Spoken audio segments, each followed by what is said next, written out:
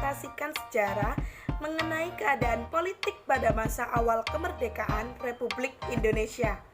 Perkenalkan, nama saya Ivananda Sierra Lisna Putri dari kelas 12.1 nomor absen 15. Bahasan pertama kita kali ini ialah mengenai kondisi politik di Indonesia. Kondisi politik di Indonesia pada masa awal kemerdekaan masih belum stabil. Perkembangan politik di awal kemerdekaan mempunyai tujuan, yaitu memperoleh akomodasi suara rakyat agar bermanfaat bagi pemerintahan Indonesia. Faktor politik tidak stabil tersebut terbagi menjadi dua faktor, yaitu faktor internal dan faktor eksternal. Faktor internal sendiri terbagi menjadi tiga alasan. Yang pertama ialah persaingan antara partai politik, terlebih untuk hal perbedaan ideologi. Yang kedua, keamanan yang mengalami gangguan dari dalam negeri. Yang ketiga, Indonesia masih mencari tentang permasalahan hukum mana yang kerap akan dijalankan. Lalu untuk faktor eksternal sendiri terbagi menjadi dua alasan. Yang pertama, datangnya Inggris bersama dengan Nica dengan maksud untuk kembali menjajah Belanda.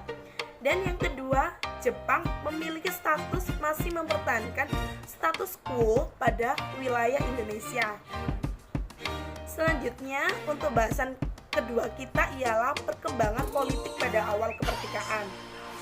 Yang pertama, yaitu terbentuknya struktur pemerintahan yang lengkap, yang dipecah menjadi 6 bagian, yaitu pengesahan UUD 1945, yang kedua pemilihan presiden dan wakil presiden, yang ketiga pembagian wilayah Indonesia, yang keempat pembentukan kementerian, yang kelima pembentukan Komite Nasional Indonesia, dan yang terakhir membentuk kekuatan pertahanan dan keamanan.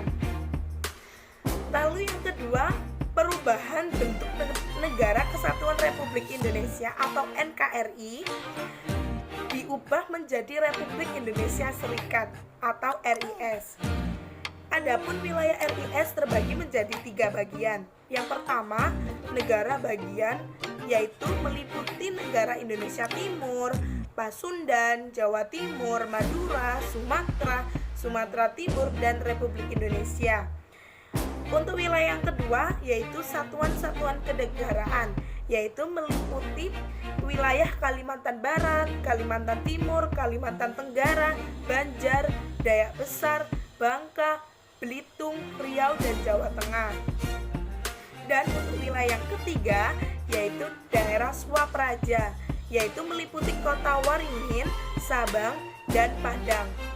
Kesatuan Negara Serikat mengharuskan adanya pergantian UUD. Oleh karena itu, disusunlah naskah UUD Republik Indonesia Serikat yang namanya adalah Konstitusi RIS. Yang ketiga adalah Indonesia kembali menjadi Negara Kesatuan Republik Indonesia atau NKRI.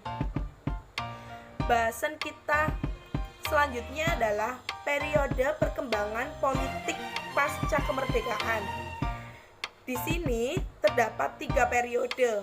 Yang pertama adalah periode pada tanggal 18 Agustus 1945 sampai 27 Desember 1949 yang isinya adalah prinsipil mengalami perubahan, terlebih lantaran terjadinya penyimpangan pada UUD 1945. Namun untuk periode yang kedua, yaitu terjadi pada tanggal 27 Desember 1949 sampai 17 Agustus 1950 yang isinya terdapat penyimpangan dalam bentuk negara kesatuan menjadi negara serikat. Lalu untuk periode yang terakhir, yaitu periode yang ketiga, ya terdapat pada tanggal 17 Agustus 1950 sampai 5 Juli 1959 yang isinya ialah masa masuk pelaksanaan sistem demokrasi parlementer yang membuat kondisi semakin labil dan kemudian disudahi dengan dikeluarkannya dekret presiden, di mana salah satu isinya ialah menyatakan kembalinya UUD tahun 1945. Untuk bahasan kita selanjutnya ialah mengenai kehidupan politik pada masa demokrasi liberal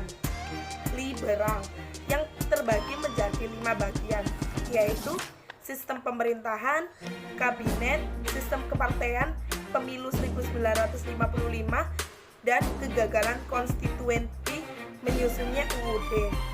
Dalam kabinet terbagi menjadi beberapa bagian.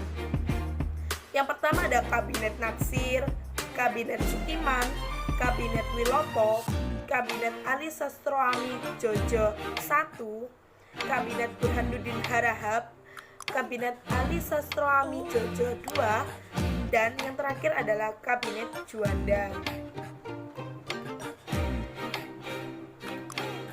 Lalu kesimpulan dari perbincangan kita kali ini ialah dengan diproklamirkannya kemerdekaan Indonesia pada tanggal 17 Agustus 1945 menandakan berdirinya sebuah bangsa baru yang intinya itu ingin mendapatkan pengakuan dari bangsa lain agar statusnya itu benar-benar merdeka. Seiring berjalannya waktu, pemerintahan mengalami banyak sekali gejolak dan masalah, namun mereka berhasil untuk mengatasinya bersama-sama. Hal tersebut perlu kita contoh agar bisa membangun bangsa ini untuk memperjuangkan kedaulatan dan keseimbangan NKRI. Oleh karena itu, kita sebagai penerus bangsa wajib meneruskan serta memperbarui apa yang telah pemimpin kita lakukan guna untuk mengharumkan nama Indonesia. Sekian dari saya, kurang lebihnya saya mohon maaf. Terima kasih.